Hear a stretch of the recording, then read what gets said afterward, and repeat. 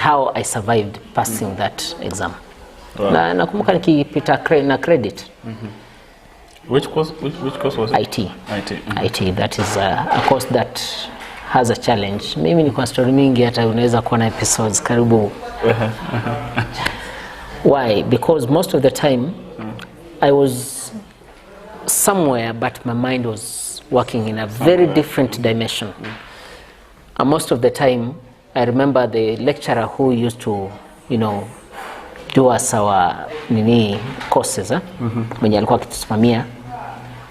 Alikuwa akisema if I could have stayed in class, ningepita zaidi nikakuwa lecturer, and I told him I don't want to be paid peanuts for something I'm going to learn the whole of my life. And the lecturer was so hurt. Ya kwamba yeye anasoma kila siku kupata pesa, and mimi nataka nisome nimalize niende kwa shughuli zingine. So the lecturer came to me akaniambia, do you know that you hurt me? She was a lady. And I told him, no, what I was meaning is this. I want to finish this masomo so that I cannot be learning full time.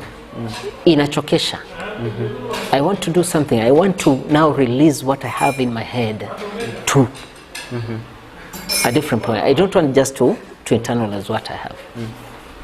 So later akabaki amenielewa. Then akaniuliza, what do you want to do? Kaambia passion yangu iko kwa muziki. Akaambia that is a wasteful course. That is, you are pathetic. You're going to rot in that industry. Utakufa na ukimwi. I was hurt. And akapigia my parent akamwambia, huyu kijana yako mbona anataka kufanya muziki na he's a bright minded guy. Akamwambia, no, I can do music at the same time, do other things. So that is where the battle started with my father. When I used to be a kid, he never thought it was a serious thing. That is, singing and, kukimbilia hiyo accordion. So wakati ambapo hiyo tabia ilikuja ikachipuka later. High school I was just a business minded. There was nothing like music because my parent alifika pale akaisuppress. But when it reached a time whereby I realized I have more frustrations. I have more frustrations than sometimes when you're frustrated and you don't have anybody to talk to. You write down all your frustrations. And at the end of it all, you write it as a poem so that it can be something you can sing about. So I started writing frustrations. Nikaanza kuandika tu about how life cannot be the way you are planning it to be, something of that kind. So, Sante.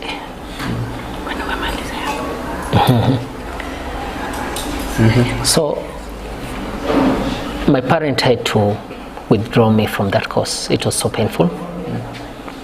That was after a series of courses, a series of courses ambazo walikuwa wamenipeleka. Ya kwanza alinipeleka ilikuwa law school. Nikaenda Crimland nikafanya law, but after kutoka kule nikarudi nikamwambia I don't want to be the person defending those people who kill. I don't want to be a defender of injustices and get paid for that. That is not who I am. That is exactly what I said. So later he told me, okay, then go and preach. Then I said, how can I preach when my stomach is empty? I need to have something so that when I go to preach, I don't beg for people to give me something to eat. So he later told me, you need to be a teacher. And he forced me through that course. So you went back to school? I just went and I did the course. Then I brought nikachukua certificate nikamtupia. Nikamwambia, that is your certificate, now go and look for job. Are you happy now? Don't you think that it was so rude for you? It was rude because he couldn't listen to me. He never wanted to listen to me. He never wanted to know what I wanted. Every time he wanted me to listen to him. But he never took time to listen to me. Because most of the time I could tell him. In fact, the IT course came later when I I insisted that I wanted IT course. Why? Because technology is changing. We are not going back to where files are being stocked out in offices. I'll be the person who is inputting those datas into the computer in one system. And he told me, no, where in the government are you going to get, an IT specialist? We don't even have computers in the government. So how are you going to get paid in the government? Then I told him, no, it's coming. So he dilly-dallied around and told me, no, you just dump that course. You go for this course. I'm giving you this course. Don't you see I'm giving you a bright future here? I'm giving you life. Yeah. Then I told him, this is not life. Tell me, how many teachers are drowning of loans just to be somewhere? I'm not against teachers. I'm not against, people who are employed. But this is not my life. So that is exactly what I told him. So later, akaniambia, okay, take your course. Nikaenda, that is after kudecline medicine, after kudecline law na teaching. Then akaniambia, okay, take your course. Akanitupa, akaniambia, I'm not going to pay for this course. The IT one? I'm not going to pay for this course for a bachelor. It's a waste of time. So I'm going to give you a diploma. And I said, fine. I know how I'll penetrate through. Kwenda kulipa fee, nami nikauliza kwamba for a bachelor, nitapata ni how much? How much should I top on this one so that I can get a bachelor degree? And they told me. So my parents knew that I'm doing a diploma course. But I had to change to a BSc. So I had to, top up about 40,000 shillings on top, and I sikuwa na job. Na that time nakumbuka nilikuwa nimenunua gari. Wajua that time unaishi kwa nyumba ya parent, you have money. Unashindwa utafanya nini? So nakumbuka gari ya kwanza nilinunulia 20,000 shillings. B12. B12 ni Sassani. I bought it at 20,000 shillings. You were still in school? Yeah. And there was this guy who was selling that vehicle. Akaniambia, leta 20,000. Hiyo nyingine utakuwa ukiniletea polepole. That is then baadaye nikamwambia, sasa nitakuleteaje polepole na mimi ni student. Akaniambia, kwenda shika naye. So that vehicle, I remember mchana nafanya course. Usiku niko kwa taxi. Doing taxi business. 40,000. Nikitafuta 40,000. Mchana niko kwa course, usiku niko kwa taxi. In fact, I used to be hapo hivyo, what is it called? Black Ball opposite Spree. Hapo hivyo ndio ungenipata usiku. Na struggle na hapo. Hapo. That was afterwards, after yeye kuniona kwamba at least nimeanza kuenda kwa course. So akaanza kushangaa, huyu kijana mbona ana behave hivi? So later nikapata accident, nilipatia mtu gari afanye kazi.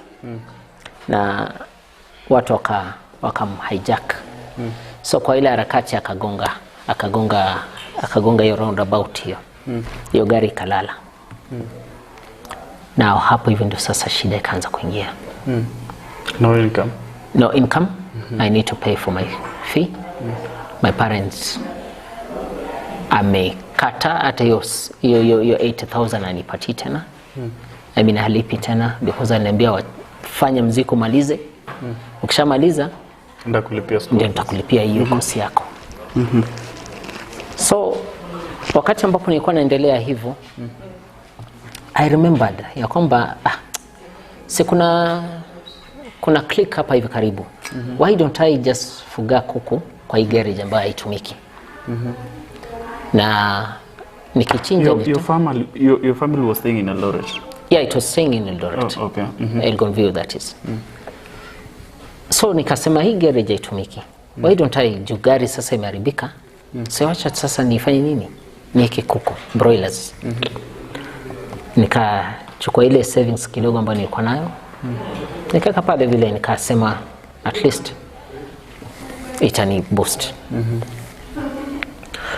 So that was when government ilikuwa ikiuza manyumba za government. It was the era of Mwai Kibaki. Walikuwa wakiuza nyumba za government so that they can nyumba za government ambazo hazitumiki. So that waongeze revenue to their docket. So my father akanunua hiyo ambayo alikuwa amenunua. Then later the government took it back without compensating the amount. So ilikuwa kama scam, scheme fulani. So wakati alirudishwa back to the government, father alikuwa sasa anaenda kuretire. Akaniambia hii nyumba kubwa, I'm renting it.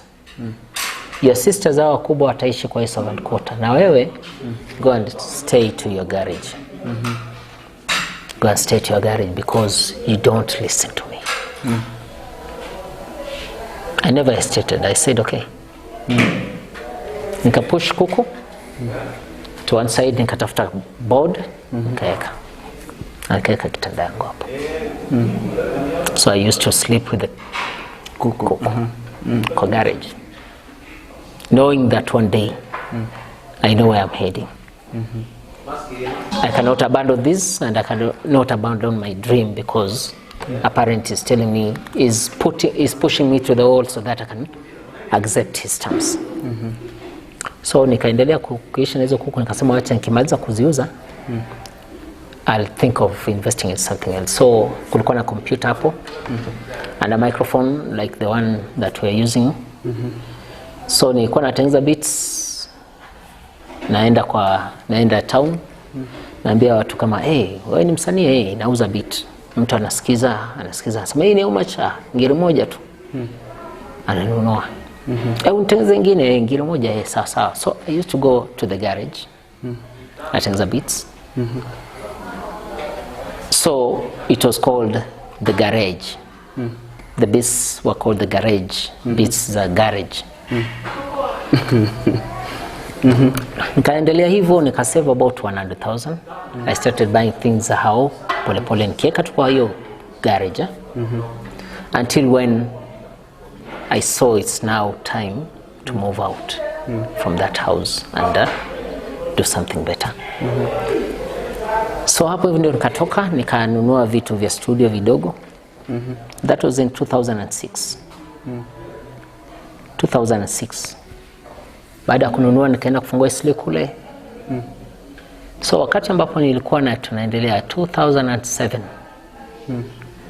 Then a disaster started. Post election came. Hawa ambao nilikuwa naishi upande wa Langa ikachomwa. All my certificates that I had were down. And the studio also was down.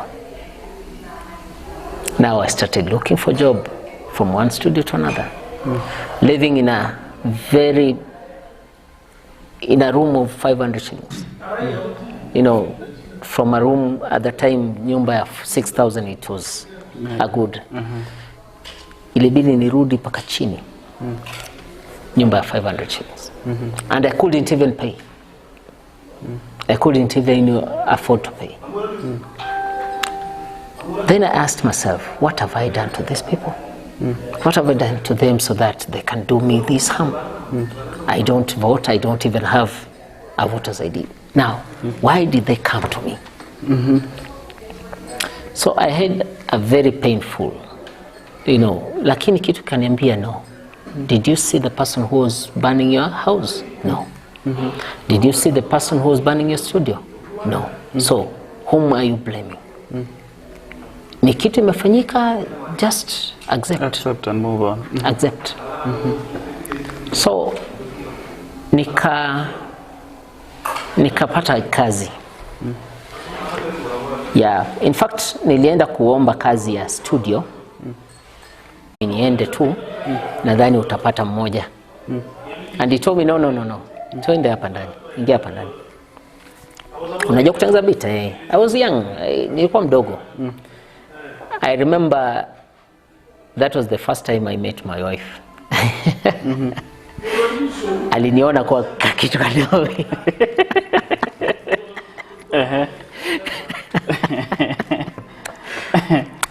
So, na nilikuwa I remember those days maybe she was huge. No, she was not that huge. She was just, she was having, hakukuwa huge.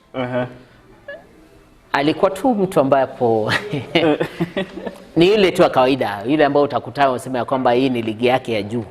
Huyu ni ligi ya juu, hii mimi naishi kwa nyumba ya shilingi 500 huko. Nitaingizaje mwanamke? So I was against, any relationship because of the challenges. Exactly. So my focus was I need to get up and stand on my own feet. So that's when nilikuwa so focused on so kutengeneza hiyo kuingia ndani. Nikaitwa ndani. Nikaambiwa kaa kwa kiti. So kiti kilikuwa kikubwa, so ningekishika nijivute ndio nikae. So sikuwa naweza kukikalia ya kwamba ni kiti. So the thing is ikakuwa ya kwamba ni kirefu, kilikuwa kirefu kama hivi viti ambavyo virefu. So ilibidi nishikilie ili kanyage ndio nikae. Ndio nikaanza kutengeneza muziki. So mwenye studio alikuwa akiniangalia akishangaa huko kijana. Ataweza kweli? So akaniletea kijana fulani hapo hivi akasema mrekodi. Within an hour nilikuwa nimeweza kutengeneza beat, nimerekodi huyo msee, nikaenda nikamuita nikamwambia nimemaliza kurekodi. And the guy was so satisfied kwamba that music is okay. Na wale wengine wote walikuwa wameshindwa.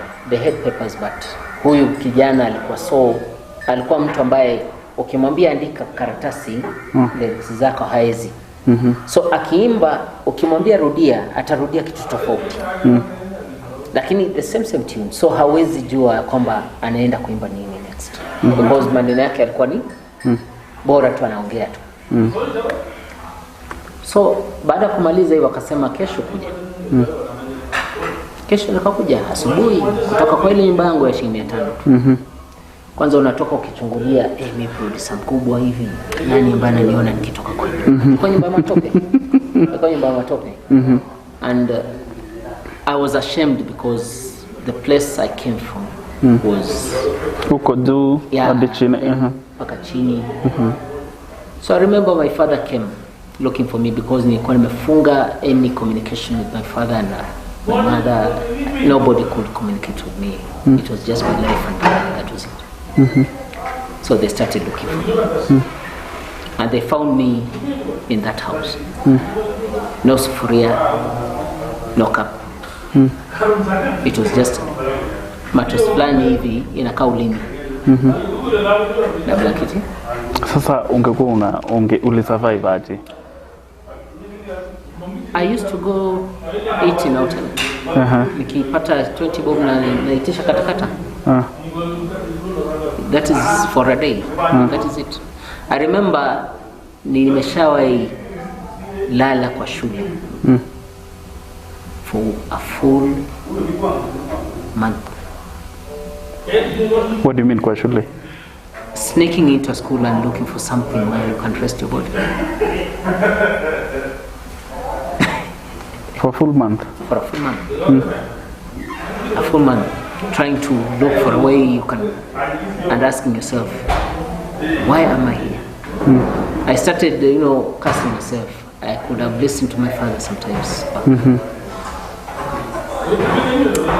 I remember it was a painful experience because... Have you ever in some point maybe thought like this was a reward for not listening to your father?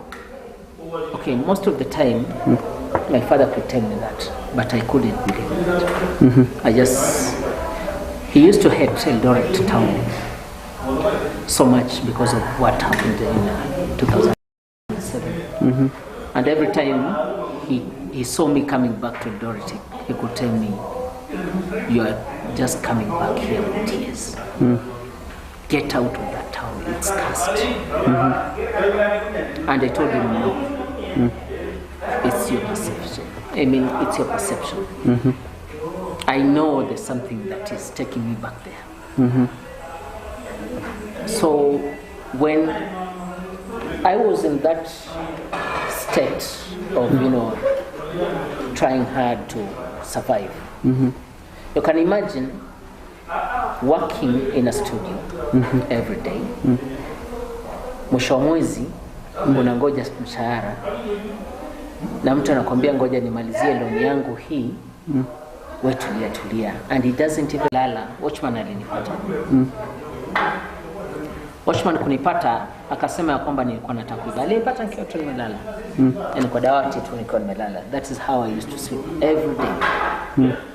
So it was either ujua kwamba gari limeharibika, nyumba imechomeka, upande mwingine nimeenda kwa nyumba ya mabati, nimefungiwa, and the only option was kulala kwa shule. It was I remember it was West Coast Primary School. And that's when nikaanza kuandika muziki. In that primary school? Yeah. Not in the primary school. Yani daytime niko studio. Na yani umekaa lakini umejihurumia, where am I going to sleep during the night? Na huyu mtu hawezi kuachia key because bado hajakuelewa. Na hawezi open up because ni employer wako. Ataona kama unatafuta favor. And that's when nikasema acha tu nivumilie for a month.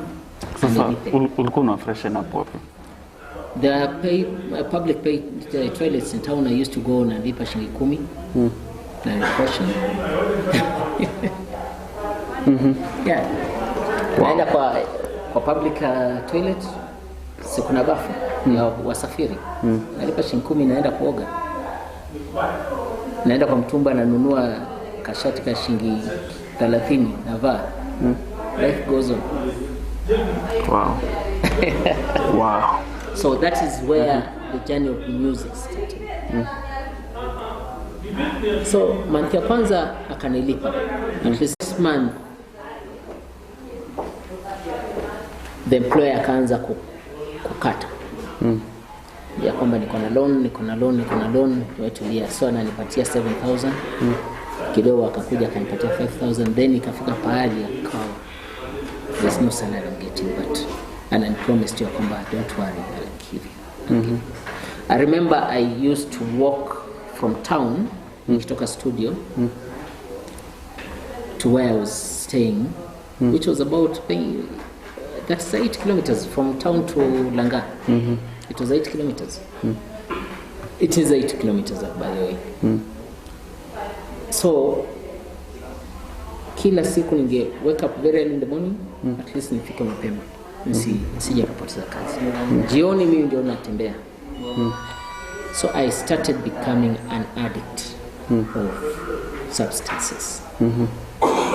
Because I saw nothing which is making sense in my life. Mzazi alinitupa hivyo. What I wanted is inanipeleka the wrong side. In fact, I'm meeting crooks. So I had to call my father. And he told me, potelea mbali. And nikachukua hiyo simu na nikatupa. Katupa. Akasema I'll never communicate with my family. So wakati huo nikipitia hizo vitu zote nilikuwa najua kwamba I cannot ask for help anymore. So it's me na Mungu wangu. Because siwezi kuwa chokora. Nimesoma, nimepata degree, I had the papers.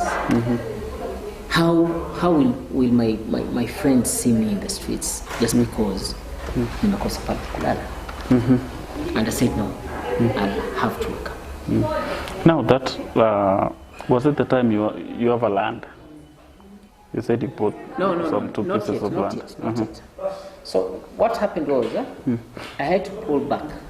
Wakati nilikuwa kwa shule, nikajirudisha kwa shule sasa. Wakati nilikuwa kwa that was after this all this after all this wakati sasa nilikuwa nimepata employment pale. Umeelewa, hapo kwa studio. Ndio sasa nikaanza, wakati mtu anakuja kurekoda na mtoanisha kidogo, namwambia bwana, vipi bwana, si nimefanya kazi nzuri bwana, si unitip kidogo. So at the end of the month ningetoka na kitu 20,000 ambayo sijalipwa na in fact ilifika pale because of the pressure of life. Umeelewa? Baba saizo amekata ya kwamba hakulipi fee tena. Na saizo unataka kurudi shule, unatamani sana urudi shule, at least upate kapepa kamoja. Umeelewa? Na unaona kwamba life imekusukuma kwa mwisho. Inabidi uende in a software. Unafanya mtu kazi nzuri so that akutipu. Ndio uweze kusurvive. So nilikuwa natoka kwa nyumba ya matope tu. Naenda shule. Nikaendelea so that was the time nilikutana na Steve. So wakati uko shule nimevaa vizuri, Timberland yangu iko tu. I could save for anything just to have a Timberland. Yeah. So that's when ani nikitoka nje hakuna mtu angejua kwamba na passing through problems. But when I think about going back to where I'm going to lay my head, ilikuwa kimaliza. Ilikuwa kimaliza, yani nilikuwa nakasirika. But nikakumbuka if nikiendelea pale, so I started embracing it.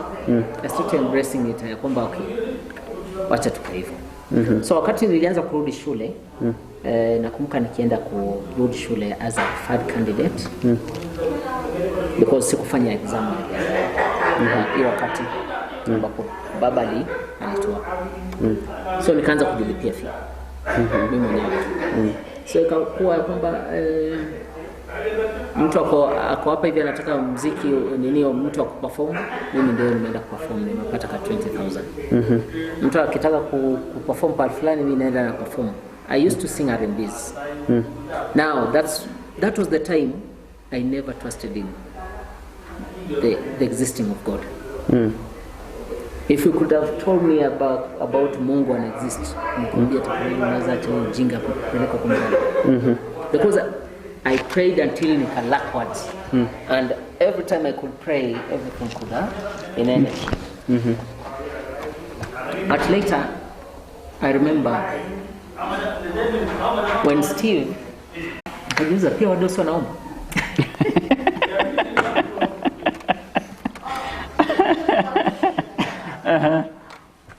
Nikamwambia Steve, acha ujinga, unafanya nini? Akasema bana, wewe unani-interrupt bana, mimi naongea na Sagodi. Nikamwambia Sagodi gani ambaye unamuomba, ambaye at least alikupatia a better foundation.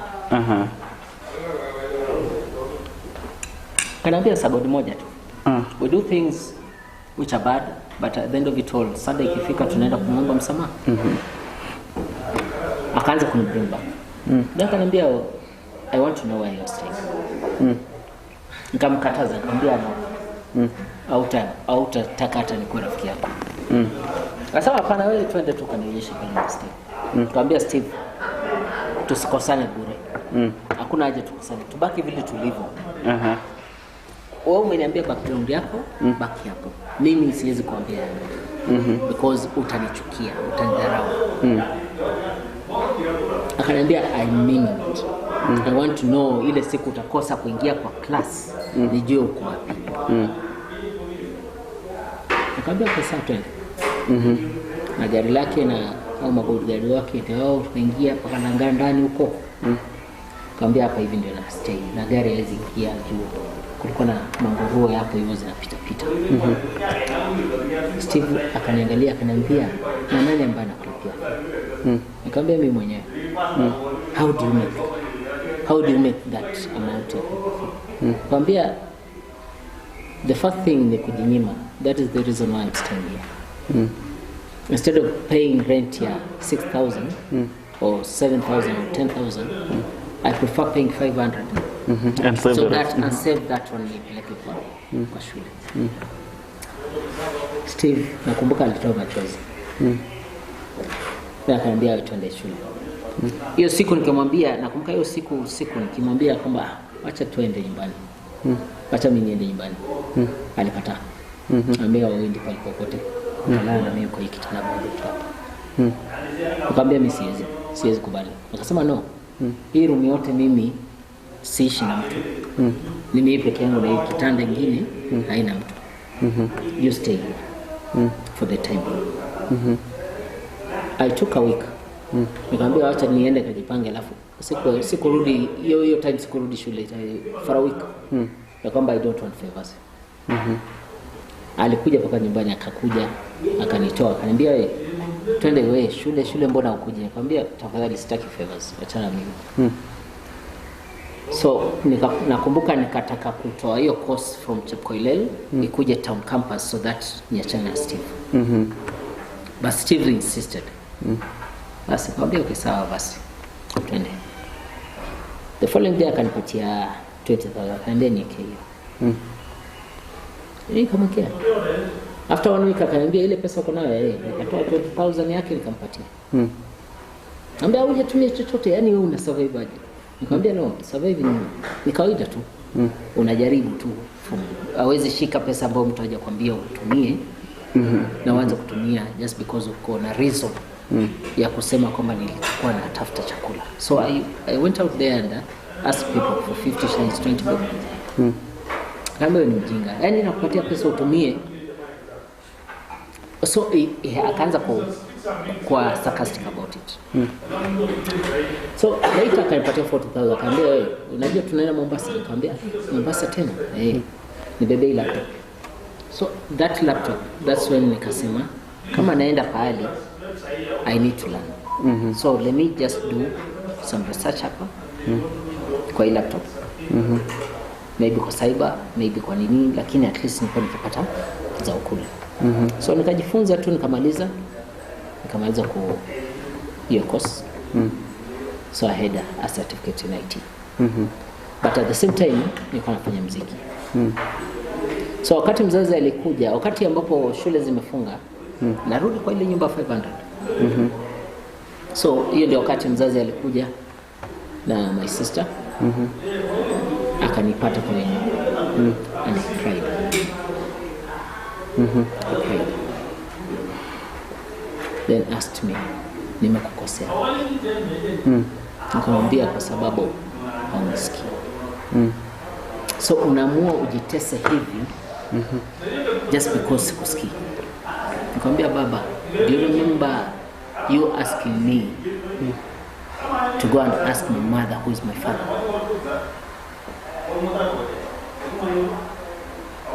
Do you remember?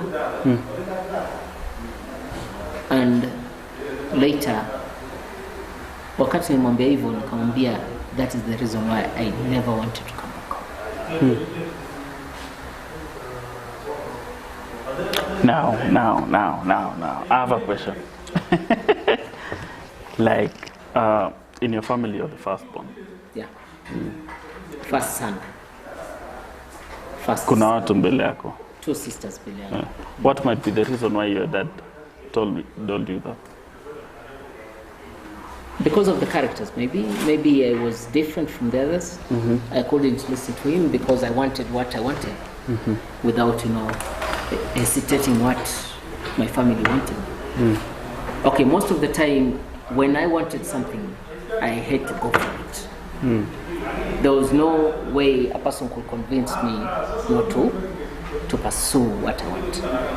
So most of the time, he wanted me to do things he wanted. So my siblings who did what he wanted were his favorite children. Yeah. Now mimi ambaye nilikuwa nafanya kitu ambacho yeye hataki. Nakumbuka akiniuliza hiyo kitu. And I walked out.